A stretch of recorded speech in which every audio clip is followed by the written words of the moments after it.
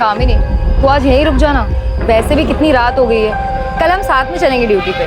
तुझे तो पता है अरब घर पर वेट कर रहा होगा मेरा, उसको मेरे बिना नींद कहाँ आती है। चल अपना ध्यान रखना। चल बाय बाय।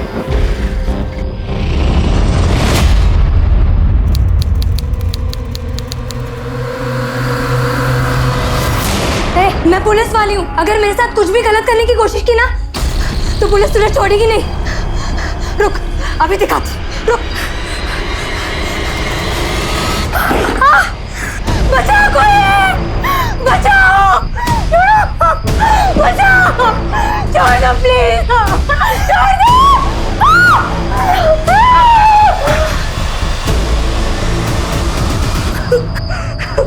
तू एक औरत होकर मेरे साथ ये सब होते हुए देख रही है?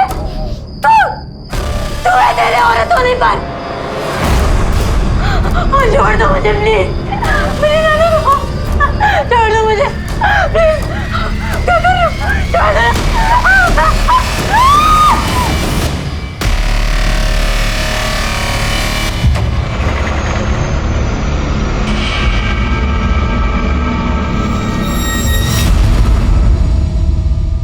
नमस्कार, आदाब।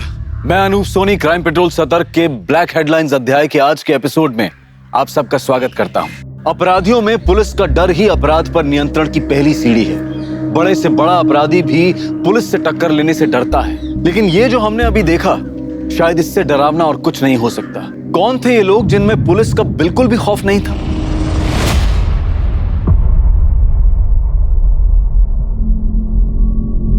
आरव, इकड़े बस, मैं आई को देख के आता हूँ। बाबा, आई ड्यूटी पर ही है ना? अब पता नहीं बेटा, मैं पूछ के आता हूँ। वो काले, जरा भागा मुलगड़े। अरे सर प्रमोद, तेरी तो नाइट ड्यूटी है, सुबह क्यों आ गया? साहब, मैं ड्यूटी के लिए नहीं आया हूँ, मैं कामिनी को देखने के लिए आया हूँ। वो रात को इलेक्शन ड्यूटी के लिए गई थी, लेकिन अब तक घर लौटी नहीं है। अब तक नहीं है? रीगा में सर, कल जो इलेक्शन ड्यूटी पे टीम गई थी वो वापस आ गई? सर, एक मिनट चेक करता हूँ। सर, हमारे पुलिस स्टेशन से 5 लोगों की ड्यूटी लगी थी, उनमें से आज 3 लोगों की नाइट ड्यूटी है और 2 की डे की। सर, उनमें से चेतना सिरके ने रिपोर्ट की है, मगर कामिनी सकपाल ने अभी तक रिपोर्ट नहीं की है। सर, रिपोर्ट तो तब करेगी जब वापस आएगी, वो वापस आई ही नहीं। ये चेतना कहाँ है? सर, हम सभी इलेक्शन ड्यूटी के बाद वापस आ गए थे और तीनों कांस्टेबल बस से निकल गए थे और मैं और कामिनी उसकी स्कूटी से आ गए थे। उसने मुझे मेरे घर के पास ड्रॉप किया और वो निकल गई। तो जब कामिनी ने तुम्हें ड्रॉप किया तो कोई बात हुई थी?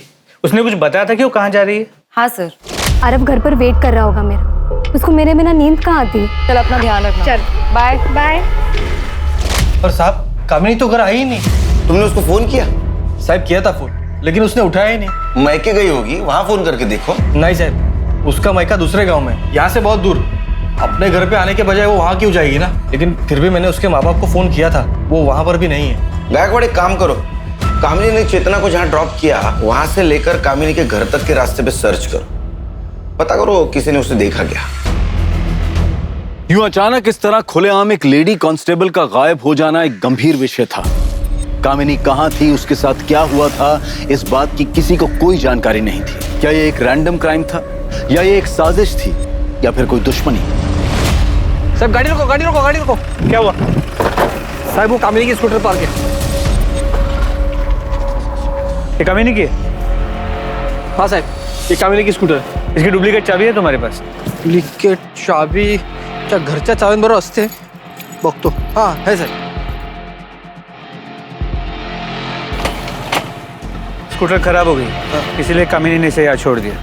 लेकिन फिर वो कहाँ गई? एक काम करो, अंदर पता करो, किसी ने कुछ देखा है क्या? हाँ सर।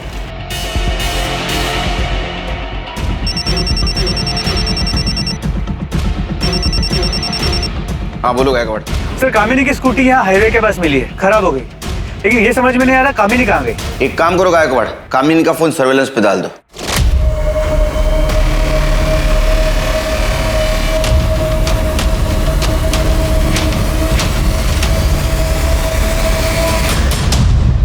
इस तरह से मारता है क्या? आज मैं तेरी प्रिया टीचर को छोड़ूंगी नहीं। कितना जोर से मारा है, कैसे निशान पड़ा है मेरे बेटे को। कौन सा तेरा स्टाफ? ये तूने मेरे बच्चे को मारा? तेरी अरे ये क्या कर रही हो? आज तेरे हाथ तोड़ के मेरे हाथ पे रख। अरे मारे फोन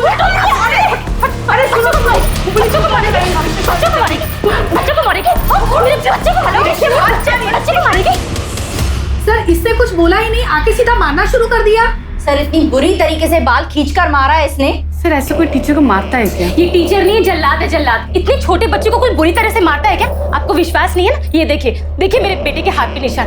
ऐसे कोई मारता है क्या? सर मुझे इस औरत के खिलाफ कंप्लेंट लिखवानी है। अरे तू क्या मेरी कंप्लेंट लिखवाएगी? मैं इसकी कंप्लेंट पहले लिखवाऊंगी सर, क्योंकि इसने मेरे बच्चे को पहले मारा है, फिर मैंने इसे मारा है। नहीं साहब, हमें कोई कंप्लेन नहीं लिखवानी। अरे ऐसे कैसे हम कंप्लेंट नहीं लिखवाएंगे? जया, तुम शांत हो जाओ तुम। देखो ये हमारे बच्चे की गुरु है और गुरु का दर्जा भगवान के समान होता है।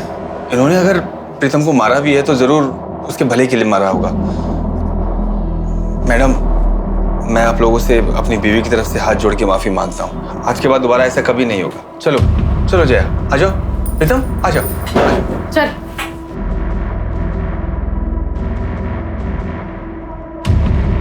सर मुझे इस औरत के खिलाफ कंप्लेंट लिखवानी है, चाहे कुछ भी हो जाए। सोच लो, बच्चे को मारना ज्यादा बड़ा जुर्म है। ऐसा ना हो कि ये कंप्लेंट तुम पे उल्टे पड़ जाए। दोबारा ऐसे मत करना। अरे ठीक है, बिस्किट खा। बाबा आई कहाँ है? अब तक आई क्यों नहीं? आ जाएगी बेटा, तू बिस्किट तो खा ले। नहीं बाबा, जब तक आई नहीं आएगी तब तक मैं नहीं खाऊंगा और आई के हाथ से ही खाऊंगा।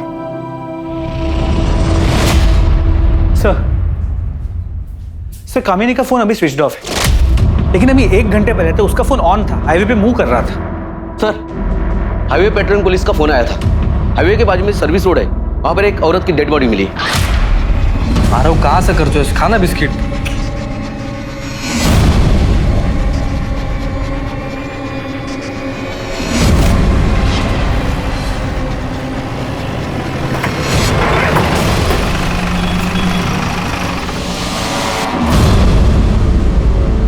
देखो बॉडी किसकी है। सर ये बॉडी कामिनी की नहीं है। बॉडी अच्छी तरह से चेक करो, देखो कुछ मिलता है क्या।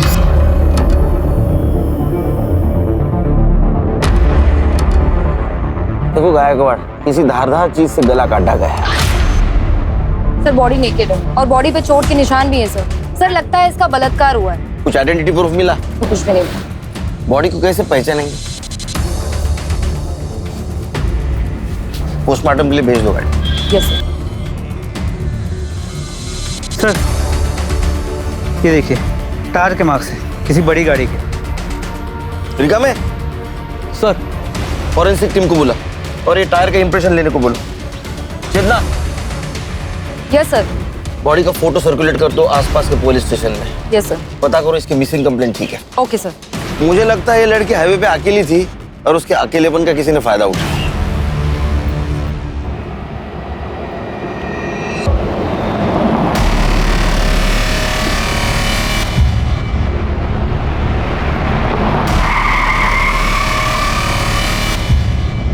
कहाँ जाना है आपको?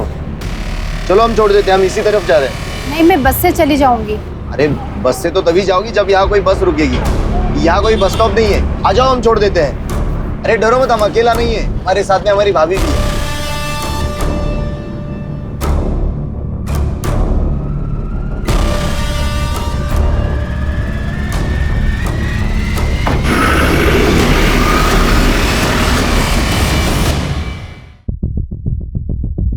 आरव बेटा, चलो हम घर चलते हैं। बाबा आई कहाँ है? यहाँ नहीं है तो कहाँ है आई? बेटा आई ड्यूटी पे गई है, जैसे ही ड्यूटी खत्म हो जाएगी वो घर पे आ जाएगी। चलो हम घर चलते हैं। सर ये तो गायकवाड़, जब तक कामिनी का पता नहीं चलता तब तक प्रमोद को नाइट ड्यूटी से हटा और डे ड्यूटी दे दो। और हाँ, कामिनी ने चेतना को जहाँ ड्रॉप किया वहां से उसका फोन स्विच ऑफ होने तक का रूट चेक किया? सर उस पूरे एरिया को चेक किया, कुछ नहीं मिला। पर सर हाईवे के उस रूट पे, उस पूरे रोड पर कहीं भी कोई सीसीटीवी कैमरा भी नहीं जिससे कोई क्लू मिल सके। सर कल हमें हाईवे के पास जिस औरत की डेड बॉडी मिली थी उसकी पोस्टमार्टम रिपोर्ट, मौत का वक्त दोपहर 3 से 5 के बीच का है और शेविंग ब्लेड से गला काट के उसे मारा गया। सर मारने से पहले उसके साथ रेप किया गया था और उसे बुरी तरह पीटा गया था। उसकी बॉडी पे चोट के निशान है और उसका जबड़ा भी टूटा हुआ है। बॉडी में से सीमेंट सैंपल भी मिला है। गायकवाड़, जिन पुलिस स्टेशन में हम लोगों ने इसकी फोटोग्राफ भेजी थी वहां से कोई फीडबैक आया? नहीं सर। मतलब ये औरत किसी दूसरे शहर की या दूसरी स्टेट की हो सकती है। लेकिन सर सोचने वाली बात है कि एक औरत हाईवे पे अकेले क्या कर रही हो और कोई उसे क्यों इतने बेरहमी से मारेगा। तो एक सेकंड। हेलो, कहाँ पर?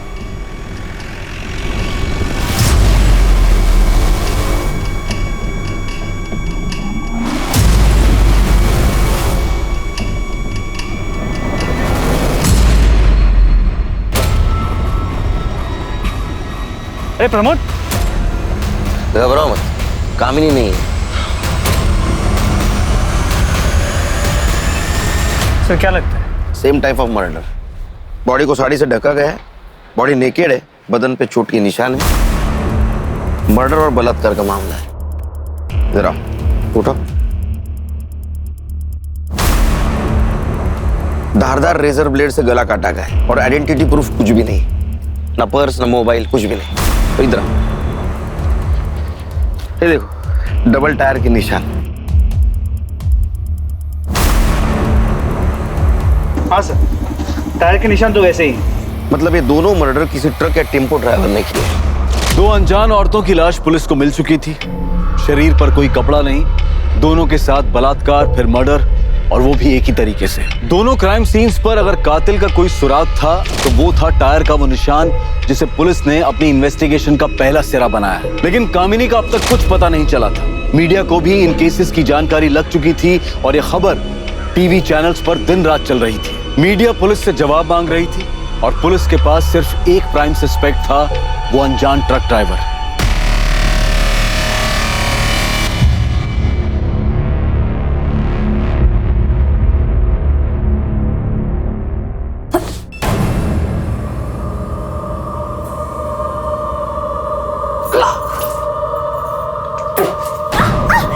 क्या रे, पेट से है तू? हाँ?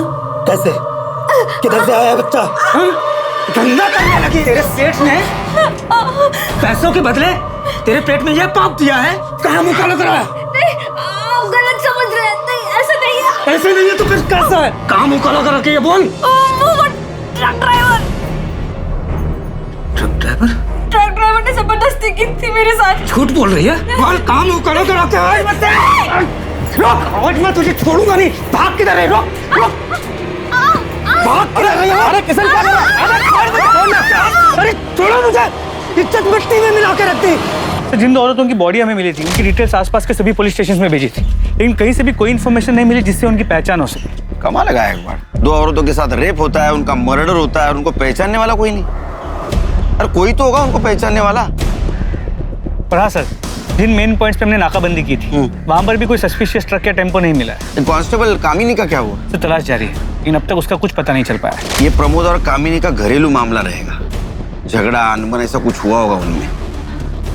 उनकी शादीशुदा जिंदगी के बारे में कुछ जानते हो? नहीं सर, उस बारे में मुझे कुछ नहीं पता। तो पता करो अपने स्टाफ से, इन दोनों में से किसी का अफेयर चल रहा था क्या? और इस बात की भनक प्रमोद को नहीं लगनी चाहिए। सर, पैसों के लिए पता नहीं कहाँ कहाँ मुंह मारती फिर रही है पेट से।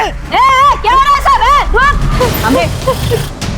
मैडम, ये मेरी बीवी किसी और का पाप अपने पेट में लेकर घूम रही है, और जब मैंने इसे पकड़ लिया तो कह रही है कि किसी ट्रक वाले ने इसके साथ जबरदस्ती की है। हेड़ा बना रही है मुझे।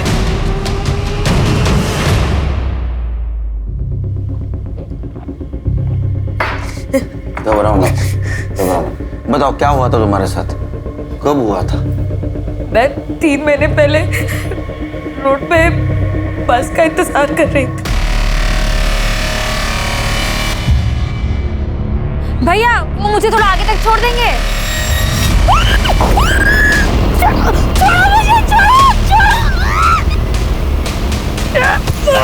उन लोगों ने मेरा बहुत दूर तक पीछा किया, लेकिन मैं कैसे भी करके जान बचा के भाग गई। तुम्हारे पति का कहना है कि तुम उससे झूठ बोलती हो। अक्सर तुम 4-5 दिन घर से गायब रहती हो, ऐसा क्यों? साहब, मैं घर काम करके अपना गुजारा करती। सेठ लोग कभी कभी अपने बच्चे या फिर बूढ़े माँ बाप को छोड़कर बाहर जाते हैं और मुझे देखभाल करने के लिए कहते हैं। उसका अलग से पैसा भी देते हैं मेरे को। मैं अकेले कमाने वाली घर में, तो जहाँ से 2 पैसे मिलते हैं मैं वहाँ पे काम कर लेती हूँ। साहब, वो टेम्पो ट्रक के डिटेल्स बता सकते हो? उसका कलर कैसा था, डिजाइन, उसका नंबर याद है? सब कुछ इतना अचानक हो गया कि मुझे कुछ समझ में नहीं आया, और वो लोग मुझको घसीट कर जंगल में ले गए थे। वहां से ट्रक नहीं दिख रहा था। उन दोनों का हुलिया याद है? हाँ साहब, याद है। स्केच बनवाने में मदद करोगी? हाँ। इसका कहना है कि 3 महीने पहले इसके साथ रेप हुआ था। मतलब 3 महीने से चल रहा है। सर 3 महीने पहले तक ये लोग औरतों को सिर्फ रेप के लिए टारगेट कर रहे थे, अब मर्डर करने लगे। शायद इन्हें ये गलत फहमी हो गई है कि ये लोग कभी पकड़े नहीं जाएंगे। वो इसलिए कि उनके खिलाफ अभी तक कोई कंप्लेंट लिखवाने नहीं आया। सर अक्सर बलात्कार की शिकार औरतें घर वालों के प्रेशर और सोसाइटी में बदनामी के डर से चुप रह जाती है, लेकिन अब ये लोग मर्डर्स करने लगे, बॉडीज मिलने लगी और ये मामला सामने आ गया। गायकवाड़ कोई भी हो बचना नहीं चाहिए। जैसे केस कंप्लीट हो जाए सारे पुलिस स्टेशन, आरटीओ ऑफिस और टोलने का भी सर्कुलेट कर दो। सर अच्छा, ये प्रमोद और कामिनी के मैरिज लाइफ के बारे में कुछ पता चला? सर अंदर बात करें।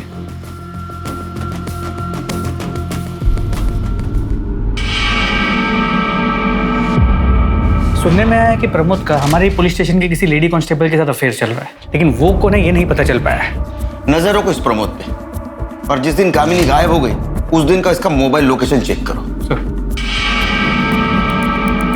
साहब मुझे आधे घंटे की छुट्टी मिलेगी, इसको स्कूल छोड़ के आना है। तुम रुको गायकवाड़, ब्लेजर कांस्टेबल पाठवा आरो बरोबर। सर चलो बेटा। जा बड़ा। प्रमोद सर मैंने सुना है तुम शादीशुदा होने के बावजूद भी किसी लड़की के साथ तुम्हारा अफेयर चल रहा है। नहीं साहब, ऐसा कुछ नहीं है। देखो झूठ बोलने से कुछ फायदा नहीं, पूरे थाने को पता है। हाँ, अगर तुम चाहते हो कि सबके सामने मैं पूछूं तो पूछता हूँ। नहीं साहब, सच में ऐसा कुछ नहीं है साहब। देखो ये भी पता है कि वो हमारे थाने की कोई कांस्टेबल है, उसका नाम बताओ। नाम बताओ। चेतना शिर्के।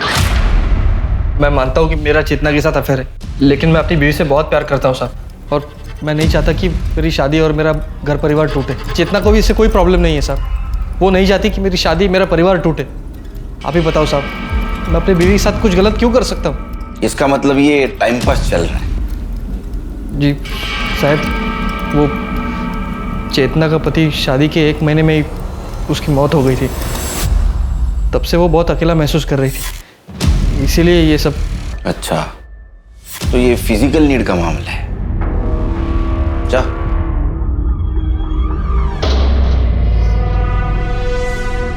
सर क्या आपको शक है कि चेतना और प्रमोद ने मिलकर कामिनी के साथ कुछ किया हो सकता है। ये भी हो सकता है कि प्रमोद को सबक सिखाने के लिए कामिनी खुद गायब हो गई हो।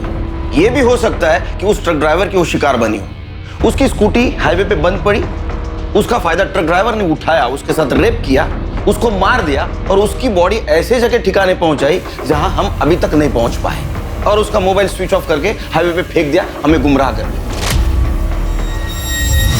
साहब कामिनी का पता चल गया। तो बाजू वाले गांव में एक औरत मिली है पुलिस यूनिफॉर्म में। सर सरपंच को बोल दिया है कि हमारे पहुंचने तक उस औरत को वहां से जानना। गायकवाड़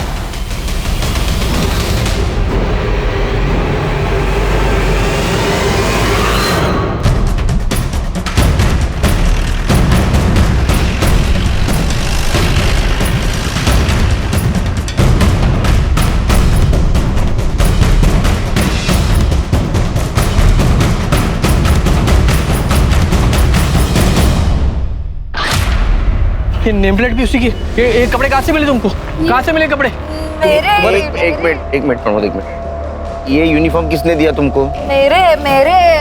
ये देखो, इसको देखा है तुमने? इसके कपड़े ये, इसको कहीं देखा क्या? इससे लिए तुमने कपड़े? सर यहाँ वर्दी पे खून लगा है। चेतना, चेतना। ये सर। हाँ ध्यान है। इनको दूसरे कपड़ों का इंतजाम करो और ये कपड़े फॉरेंसिक के लिए भेज दो। Yes sir. चलिए। चल आओ। हाँ दूसरे कपड़े मिलेंगे आपको। कुछ समझ में नहीं आ रहा कहाँ गई कामिनी।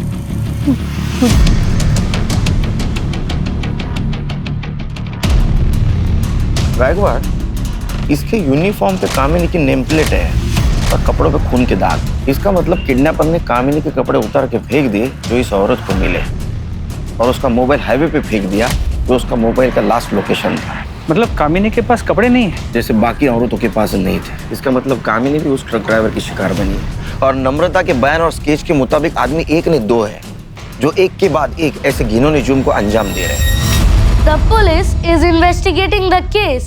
My paintings have been sold like hot cakes. मैं जितना उसको बुरी लगना चाहती वो मेरे मुंह नहीं लगती है। मेरे को नहीं बात करने का उससे। क्या झाला? क्यों इतना गुस्से में हो? फिर किससे झगड़ा कर लिया? जिसके पड़ोसी इतने कमीने हैं उसका झगड़ा तो होगा ही ना। जब देखो जब दूसरों के काम में टांग अड़ाने के लिए खड़े हो जाते हैं। अरे अब किसने टांग अड़ा दी तुम्हारे काम में? पर कोशिश तो की ना। अब बारिश में छत ना टपके इस करके मैंने प्लास्टिक डलवाने को 4 लोगों को बुलाया। वो अपना काम कर रहे थे कि बाजू वाली आ गई बोलने को, बड़ा आवाज आ रहा है, बड़ा आवाज आ रहा है। अरे काम होगा तो आवाज तो आएगा ना। मैं कितनी बार तुम्हें समझाया, ऐसे रोज रोज पड़ोसियों से लड़ना अच्छी बात नहीं है। इससे पहले कोई तुमको जूता मारे, खुद उसके मुंह पे जूता मारने का। अरे नहीं नहीं, देखो प्रीतम बैठा है, उसके सामने सब बातें करना अच्छी बात नहीं है। राम राम शंभू।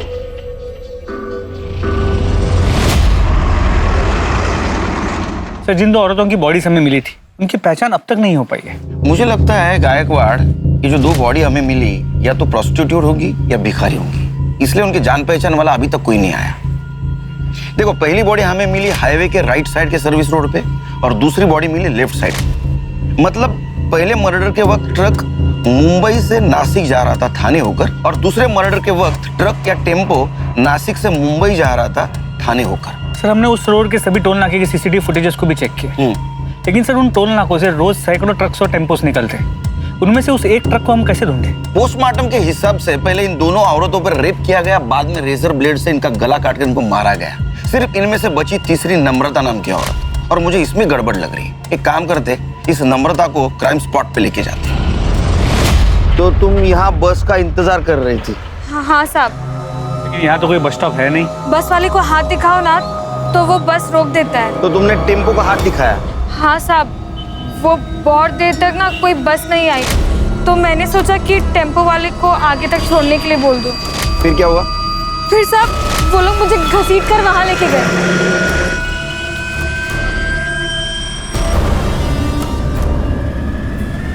इसी जगह पे? हाँ, पक्का ये जगह नहीं भूल सकती साहब, सब कुछ एक जैसा ही दिखता है यहाँ। तुमने जब पत्थर मारा तो खून आया था? हाँ, आया ही होगा। मैंने तो जोर से पत्थर मारा था, उसके बाद मैं भाग गई थी तो ध्यान नहीं दिया। पत्थर कहाँ फेंका? पत्थर यहीं कहीं फेंका था। जरा बघा कुठे दगड सापडतो का?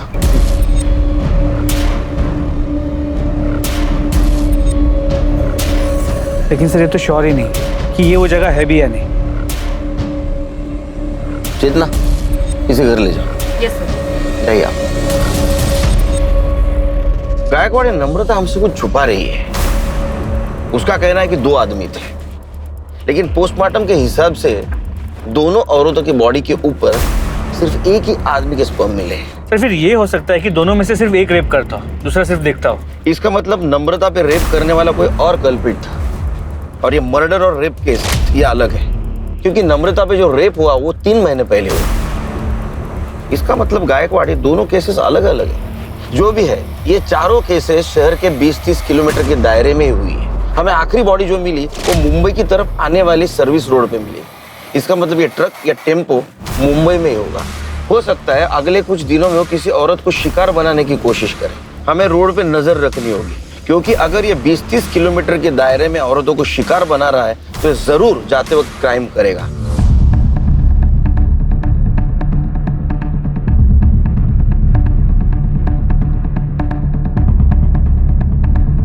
अरे रुक रुक रुक रुक।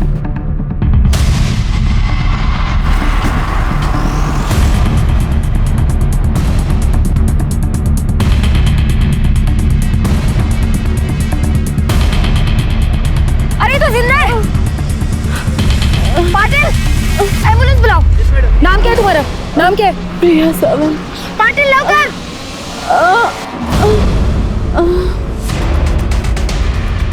गायकवाड़, ये टेम्पो का नंबर आरटीओ में भेज दो। इसके मालिक की डिटेल्स निकालो। वो औरत कैसी है? डॉक्टर ने क्या बोला? सर वो बेहोश है और डॉक्टर ने कहा है कि सर उसका रेप हुआ है और उसे बुरी तरीके से पीटा भी गया है सर। तुम डॉक्टर के कांटेक्ट में रहना। लड़की को होश आते ही उसका बयान लेना होगा। Okay sir. सर, ये केस बिल्कुल नम्रता की केस जैसे, रेप हुआ है लेकिन मर्डर नहीं। हो सकता है। तो एक सेकंड। हेलो, कहाँ पर? ठीक है सर, पास के गांव के जंगल में एक औरत की सड़ी हुई लाश मिली है। हमारे कांस्टेबल्स वहां पे पहुंच गए। उन्होंने बताया कि लाश करीब 6 से 8 दिन पुरानी है। कामिनी को गायब हुए भी 7 दिन हुए सर।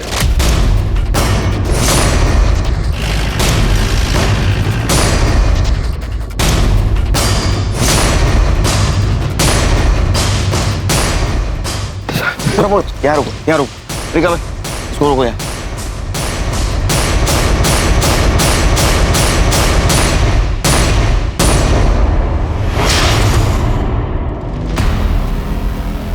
सर इसे भी पिछले दोनों विक्टिम्स की तरह ही मारा गया। बॉडी को देख के तो लगता है कामिनी है, लेकिन कंफर्म करना होगा।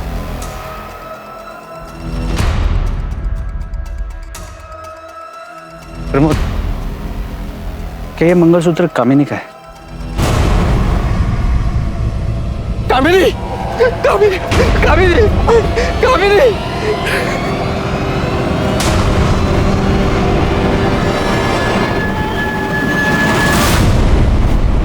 बॉडी का पंचनामा करो और पोस्टमार्टम के लिए भेज दो। सर, आखिरकार कामिनी के लापता होने की गुत्थी सुलझ चुकी थी।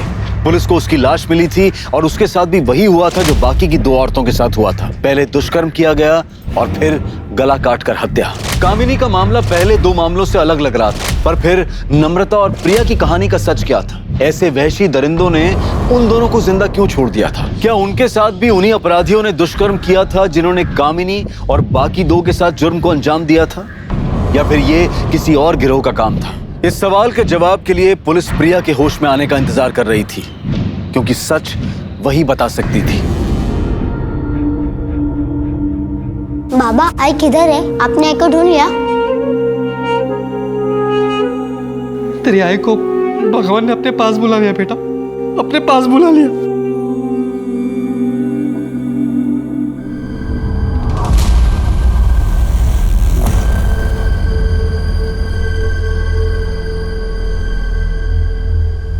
सर, प्रिया सावंत को होश आ गया, डॉक्टर से डिस्चार्ज देने वाले। देखो घबराने की कोई बात नहीं, तुम एकदम सेफ हो। हमें हर चीज बताओ, अगर बताओगी तो हम मुजरिम को पकड़ पाएंगे।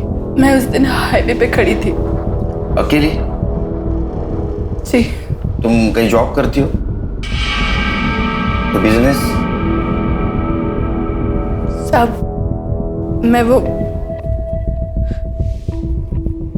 मैं धंधा करती है। मेरी 2 साल की बच्ची है। मेरे को कोई जॉब नहीं मिल रहा था, तो मेरे को ये काम करना पड़ा। तो तुम कस्टमर के लिए वहाँ हाईवे पर खड़ी थी? नहीं, मैं उधर गाड़ी से लिफ्ट लेने के लिए खड़ी थी।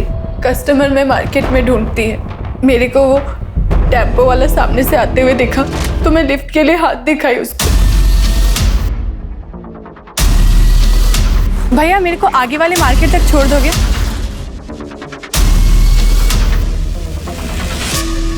क्या उस टेम्पो में ड्राइवर के साथ कोई औरत थी? जी। ड्राइवर के अलावा कोई आदमी था? कोई आदमी नहीं था वहाँ पे। फिर क्या हुआ? कुछ दूर जाते ही वो टेम्पो साइड में लेके गया। भैया ये हाईवे छोड़कर कौन से रास्ते पर लेके जा रहे हो? मैं इसके आगे उसका कुछ भी पूछती और फिर मेरे को खींच के लेके गया टेम्पो के पीछे। और फिर उस वक्त वो औरत कहाँ थी? वो औरत पूरा टाइम उधर ही थी।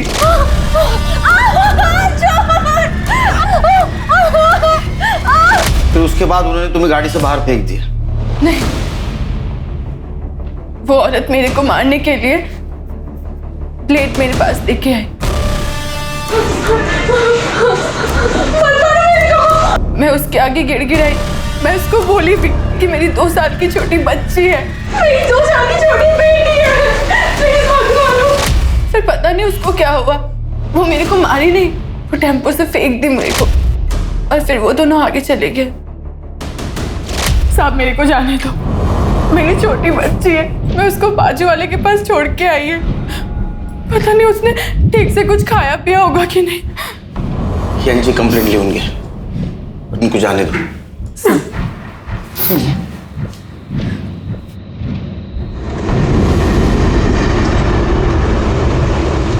नम्रता का बयान है कि ये 2 आदमी है और प्रिया का कहना है कि 1 आदमी और 1 औरत है। या तो ये 2 कोई अलग अलग गैंग है जो ये कांड कर रहे हैं, या तो इन दोनों में से कोई झूठ बोल रहा है। लेकिन कौन? प्रिया या नम्रता? भैया मेरे को आगे वाले मार्केट तक छोड़ दोगे? भैया वो मुझे थोड़ा आगे तक छोड़ देंगे? साहब मैंने झूठ बोला था, मेरा किसी के साथ चक्कर चल रहा है, मैं उसी से पेट से हूँ। ये बात सिर्फ मैंने अपने पति से छुपाने के लिए झूठ बोली। साहब वो बहुत गुस्से वाला है, उसको मेरे चक्कर के बारे में पता चलता तो मार ही डालता मुझको। मैंने टीवी में देखा था साहब कि कोई ट्रक वाला है जो औरतों के साथ जबरदस्ती करता है। बस मैंने उसी का फायदा उठाकर ये झूठ बोला कि उसने मेरे साथ जबरदस्ती की और मैं पेट से हो गई। किसका बच्चा है ये? नाम पता क्या है उसका? मैं सच बोल रही हूँ, बस पति की मार से बचने के लिए झूठ बोला साहब। जाओ, शहर छोड़ के जाने का नहीं। चलो। पुलिस एक बार फिर से असमंजस में थी। 3 औरतों का बलात्कार के बाद कत्ल किया गया था, जबकि चौथी शिकार को बलात्कार के बाद जिंदा छोड़ दिया गया था, और 5वीं नम्रता ने पुलिस को बलात्कार की झूठी कहानी सुनाई थी। इन सभी पहलुओं को देखते हुए पुलिस के लिए अपराधी तक पहुंच पाना बहुत मुश्किल साबित होने वाला था कि आखिर ये अपराधी कौन हो सकते थे। क्यों एक आदमी औरतों के साथ बलात्कार कर रहा था और उसकी साथी औरत औरतों का कत्ल कर रही थी। इन सभी सवालों और इन सभी उलझनों के बीच पुलिस को एक ऐसी जानकारी मिली जिसने इस केस को एक नई दिशा दे दी। सर, चेतना ने हाईवे पे जिस टेम्पो का फोटो लिया था उसके ओनर का पता चल गया। कौन है वो? अरे तुम लोग जरा 2 मिनट इधर ही रुको, मैं कांदा लेकर आती हूँ। अरे आप कांदा वैसे ही बहुत महंगा है आजकल, छोड़ो ना, बिना कांदे के ही बना। मालूम है मेरे को, पर तेरे मांस मच्छी बिना कांदे के बनता है क्या? नहीं ना, बोल मांस मच्छी छोड़ेगा तो मैं कांदा नहीं लेगी। हाँ ठीक है, तो जाओ ले आओ। चलो मैं कांदा लेकर आती हूँ। पापा मुझे आइसक्रीम खाना है। आइसक्रीम खाना है? 1 किलो कांदा देना। इसको एक सॉफ्टी बना दो। कौन सा वाला खाएगा? मैं सिंपल। चल दे। हाय हाय, अरे ए सेठ देना रे छुट्टा देना, देख कितना सुंदर बच्चा है हमारा, आशीर्वाद लगेगा। ए सेठ देना रे। क्या रे सेठ, क्या नाटक कर रहा है? देना। ए पापा पापा पापा ए क्या रे, क्या हुआ इसको? ए देना रे। ए क्या हुआ? आई बड़ी सवाल उसको। तुम इसी एरिया में रहते हो? हाँ जी। तो तुम्हें वो शंभू पता है, टेम्पो ड्राइवर? हाँ सर, जानता हूँ। कहाँ रहता हो? यहाँ रहते हैं सर।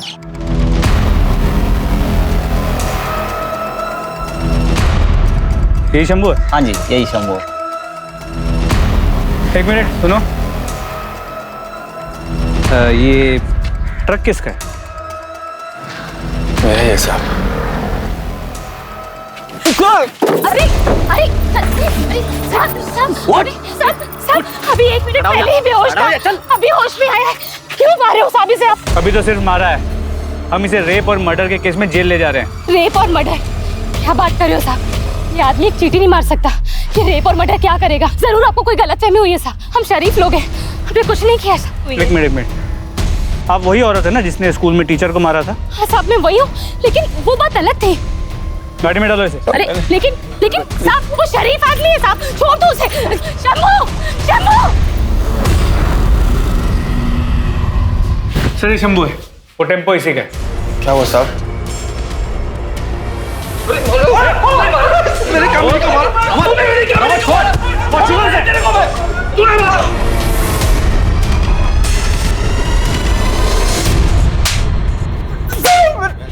सच बोल रहा हूँ साहब, मैंने किसी का बलात्कार नहीं किया साहब।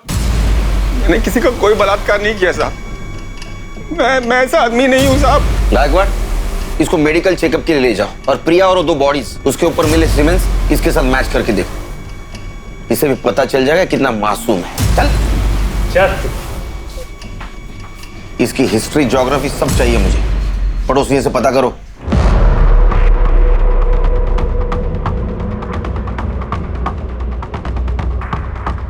सर, पड़ोसियों के हिसाब से शंभू बहुत ही शरीफ और सीधा साधा आदमी है। वो बस्ती की सभी औरतों को बहन मानता है। अरे नाटक करता होगा अपने एरिया में शरीफ बनने का, जब टेम्पो लेके ट्रिप पे घूमता है तो औरतों के साथ रेप करता है। हो सकता है सर, लेकिन सभी पड़ोसियों ने शंभू के पत्नी के लड़ाकू और झगड़ालू नेचर के बारे में बताया है। उनके हिसाब से शंभू नहीं मगर वो जरूर मर्डर कर सकती है।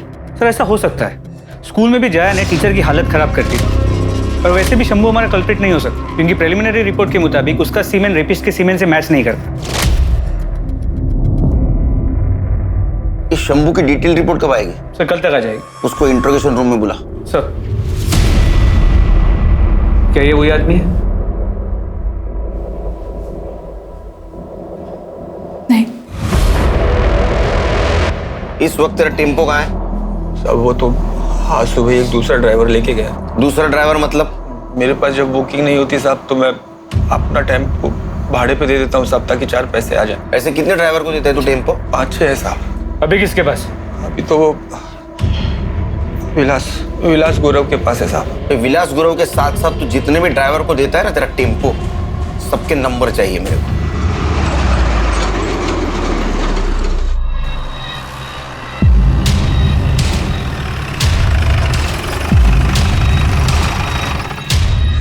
इकडे क्या चल रहा है? कल ही तेरे बीवी का अंतिम संस्कार हुआ और आज शुरू? आप जैसा सोच रहे हैं वैसा कुछ भी नहीं है सर। मैं तो चेतना को ये बोल रहा था कि उसके और मेरे बीच में जो कुछ भी था वो अब खत्म हो चुका है। मैं अब सिर्फ अपने बेटे का ख्याल रखना चाहता हूँ, पर वो गुस्सा हो गई। उसे लगा कि मैं उससे नाराज हूँ, उसे पीछे छुड़ाना चाहता हूँ। ठीक है, घर जाओ और बेटे पे ध्यान दो। सर, शंभू ने जिन ड्राइवर्स के नाम बताए थे उन्हें और उनके क्लीनर्स को कल रात को उठा लिया था। मेडिकल हुआ उनका? जी सर, लेकिन किसी का भी सीमन मैच नहीं हुआ। और वो शंभू का ड्राइवर विलास गुरु, उसका हुआ मेडिकल? नहीं सर, उसने बताया कि वो कर्नाटका का बॉर्डर क्रॉस कर चुका है, माल डिलीवर करने से पहले वापस नहीं आ सकता। गायकवाड़ एक काम करो, कर्नाटका हाईवे पुलिस को टेम्पो के डिटेल्स भेजो और उनको बोलो जैसे ये टेम्पो दिखता है उसको सीज करो। जी सर। और सर, इस शंभू का भी मेडिकल रिपोर्ट आ गया है। और क्या सर? रिपोर्ट और डॉक्टर दोनों का ये कहना है कि ये शंभू ने रेप नहीं किया है। वो रेप तो क्या, उसने आज तक किसी के साथ फिजिकल रिलेशन तक नहीं बनाया, वर्जिन है। क्या? अरे ऐसे कैसे हो सकता है? वो शादीशुदा है, उसको एक बेटा है। और इस बेटे का राज उसकी बीवी जया ही हमें बता सकती है। शंभू मेरे बेटे का सगा बाप नहीं है साहब, वो सौतेला है।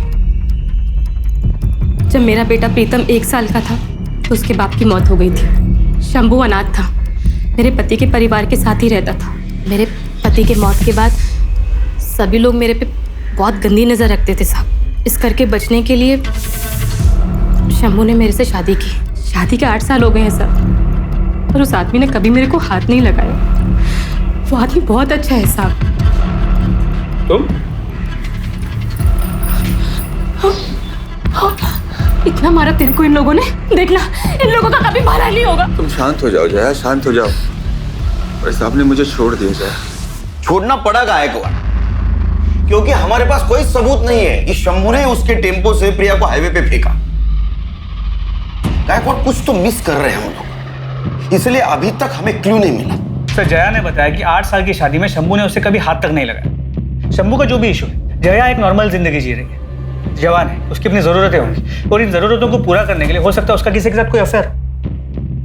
पर सर, उसका इस केस से क्या लेना देना?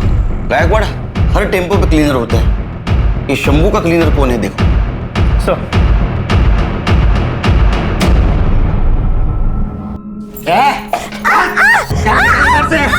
अपना सामान बांध और निकल इधर से, समझे? ऐसी हालत में मैं अब कहाँ जाऊंगी? माफ कर दो मेरे को, माफ कर दो तुझे, माफ कर दो। अब से तू ऐसे ही पिटेगी, समझी? ना सामान निकल। सर, शंभू का टेम्पो वापस आ गया। और वो ड्राइवर विलास गुरु, उसे मेडिकल एग्जामिनेशन के लिए भेज दिया। वो फोरेंसिक टीम को टेम्पो का हर एक इंच स्कैन करने के लिए बोला है।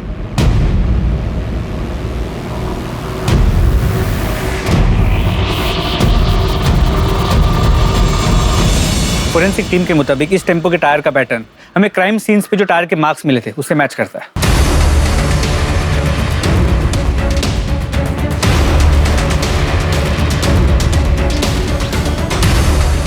गायकवाड़, मिरर पे फिंगरप्रिंट है, इसको फिंगरप्रिंट एक्सपर्ट के पास भेजो। और ये बिंदी, इसको डीएनए एक्सपर्ट के पास भेजो। ये गोविंद जिसको भी भाभी बनाकर यूज कर रहा था, 100% उसका डीएनए इसके चिपकने वाले साइड पे होगा।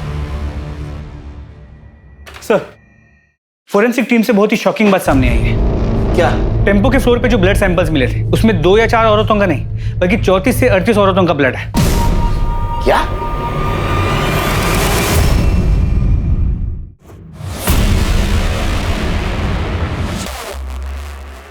अरे गोविंद, ये बैग लेके कहाँ जा रहे हैं? कहीं नहीं साहब। तो फिर हमारे साथ चल।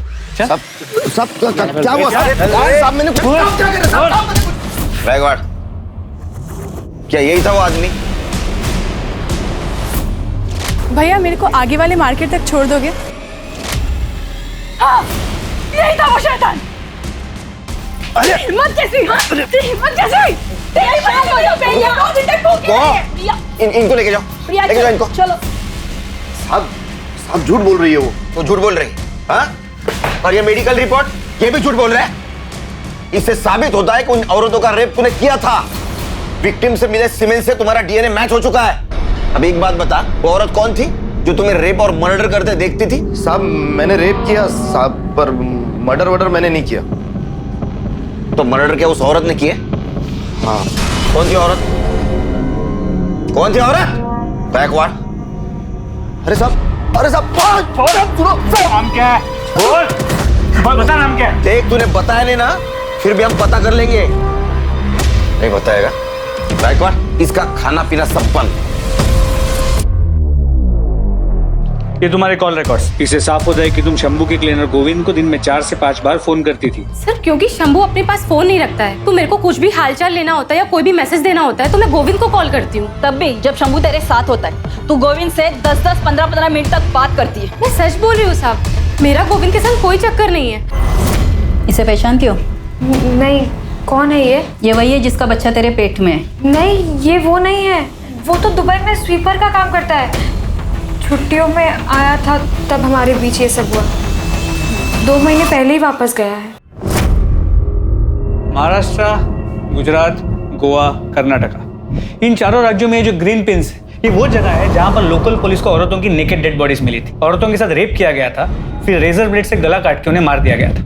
और ये जो रेड पिन्स, ये वो जगह है जहाँ पर औरतों के साथ रेप तो हुआ था और उन्हें जिंदा टेम्पो से फेंक दिया गया था, जो बच गई थी। और उन औरतों को मारा गया जिनको बेटे हैं, और उन औरतों को जिंदा छोड़ा गया जिनको बेटियां हैं या बच्चे नहीं। जी सर। तो हो सकता है कि ये जो औरत है जो गोविंद के साथ मिलकर सारे मर्डर्स कर रही थी, उसको बहुत सारी बेटियां हो, बेटा ना हो पाया, और इसी गुस्से में वो उन औरतों को मार रही थी जिनके बेटे थे। नहीं गायकवाड़, हमारे पास जितने भी सस्पेक्ट औरत है उनमें से किसी को ज्यादा बेटियां नहीं है। ये माजरा कुछ और है।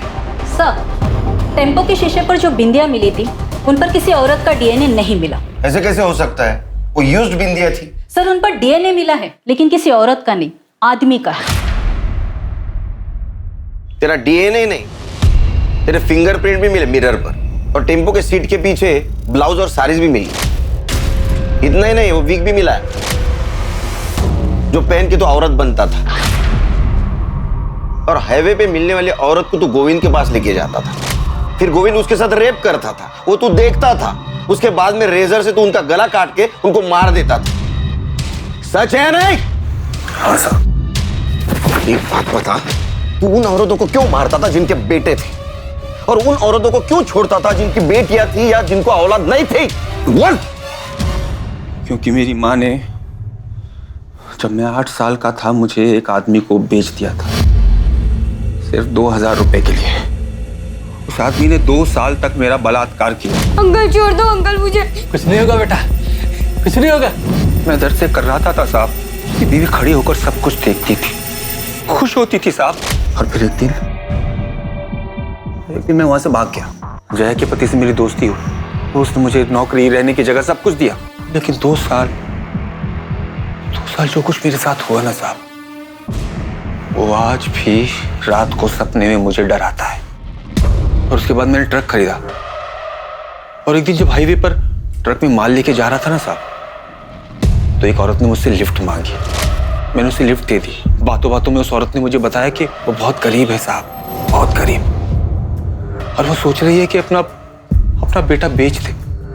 मुझे लगा उस बच्चे के साथ भी वही सब होने वाला है जो मेरे साथ हुआ। मैंने उस औरत को मार दिया साहब। तब मुझे लगा कि मेरे साथ जो कुछ भी हुआ है मैंने उसका बदला ले लिया। छोटे छोटे बच्चों को बचा रहा हूं मैं। जितनी भी औरतें जिनके छोटे छोटे बेटे थे, मैंने सबको मार दिया। एक दिन गोविंद आया। गोविंद ने मुझे बोला कि अगर तुझे उन्हें मारना ही है तो क्यों ना पहले मैं उसके साथ मजे ले लूं। मुझे लगा ठीक है, अच्छा है, इसमें बुरा क्या है? सही हो, वो इसी लायक थी। गोविंद पहले उन औरतों का रेप करता था। तू एक औरत होकर मेरे साथ ये सब होते हुए देख रही है?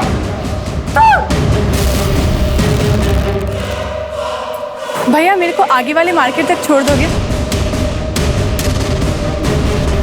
और उसके बाद मैं इधर से उनका मर्डर कर देता था साहब। छोड़ दो मुझे, प्लीज आने दो। कितने औरतों को मारा तूने? 40-50 होंगी साहब। माँ वो गोद, वो दामन, वो छांव है जहां जिंदगी सबसे सुंदर और सुरक्षित महसूस होती है। लेकिन एक माँ का अपने बेटे से विश्वासघात का नतीजा इस कदर डरावना था कि वो हर माँ को दोषी समझने लगा। बच्चे गीली मिट्टी की तरह से होते हैं, उन्हें जिस सांचे में ढालो वो ढल जाएंगे। इसलिए माता पिता, परिवार और समाज की ये सामूहिक जिम्मेदारी है कि वो इस कर्तव्य को समझें, वरना नतीजे इस केस जितने खतरनाक हो सकते हैं। अब मैं अनूप सोनी आपसे विदा लेता हूं। फिर मुलाकात होगी क्राइम पेट्रोल सतर्क के ब्लैक हेडलाइंस अध्याय में एक और नए केस के साथ। और याद रखें, क्राइम और आपके बीच में सिर्फ इतना फर्क है कि आप कितने सतर्क हैं। सतर्क रहें, सुरक्षित रहें। जय हिंद।